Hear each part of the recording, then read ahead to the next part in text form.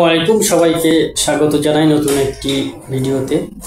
খুবই দুঃখ ভারাক্রান্ত মন নিয়ে ভিডিওটি করতে দাঁড়িয়েছি। আপনারা দেখতে পেয়েছেন বা এর মধ্যে জানতে পেরেছেন, সরাসরি ভিডিও দেখেছেন যে গত 3 দিন থেকে লাগাতার বোমাবর্ষণ করে পুরো গাজা অঞ্চলটাকে শেষ করে দেওয়া হয়েছে। আপনারা দেখেছেন যে মানুষ আকাশে ভাসছে বোমার আঘাতে। এত কিছু ঘটার পরও পুরা মুসলিম বিশ্ব নিশ্চুপ রয়েছে। ক্ষমতার লোভে ক্ষমতার দ্বন্দ্ব সমস্ত মুসলিম রাষ্ট্রগুলোতে নিজ দেশের একদল আরেক দলের সঙ্গে যেখানে একতাবদ্ধভাবে থাকা তাদের দ্বারা সম্ভব না বা একতাবদ্ধ নয়, তারা কি করে মুসলিম উম্মার সঙ্গে একত্রতা ঘোষণা করবে, মুসলিম ভাইদের বিপদে তাদের পাশে দাঁড়াবে।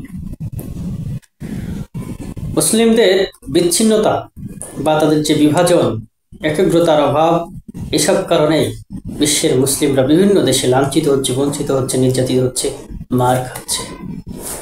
বাংলাদেশকেও ফিলিস্তিনি বানানোর চিন্তা হয়েছিল, সেভাবেই ঠিক একের পর এক জঙ্গি নাটক সাজিয়ে কিভাবে আলেম উলামা অন্যান্য ইসলামী বিভিন্ন স্কলারদের ধরে নিয়ে তাদেরকে শাস্তি, নির্যাতন, ফাঁসি, নানান রকম শাস্তির ব্যবস্থা করা হয়েছিল। ইসরায়েলের বন্ধু ভারত এই নাটকে অন্যতম গুরুত্বপূর্ণ পরিচালকের দায়িত্বে অবতীর্ণ হয়েছিল। নাটকটি মঞ্চস্থ করেছিল বিগত সরকার, এমনটি বলছেন রাজনৈতিক বিশ্লেষকরা। আজকে এই কথা আসছে কারণ আপনারা দেখতে পাচ্ছেন যে ফিলিস্তিন যে গাজা অঞ্চল পুরো শেষ হয়ে গেল, সেখানে মুসলিম বিশ্বের নির্বিকার, তাদের নির্লিপ্ততা, মুসলিম বিশ্ব যদি পাশে দাঁড়াতো, এক বাক্যে যে শুধুমাত্র সৌদি আরবে যদি একটা হুঙ্কার দিত, সেখানেই তো ইসরায়েল ঠান্ডা হয়ে যায়। কিন্তু তাদের সঙ্গে কাঁধে কাঁধ মিলিয়ে চলে। এই হচ্ছে মুনাফিকি চরিত্র, বেঈমান মুসলিমরা, যার ফলশ্রুতিতে লক্ষ লক্ষ গাজার মুসলিম ভাই বোন শিশু নিহত হয়েছে। দীর্ঘকাল ধরে চলছে যুদ্ধ।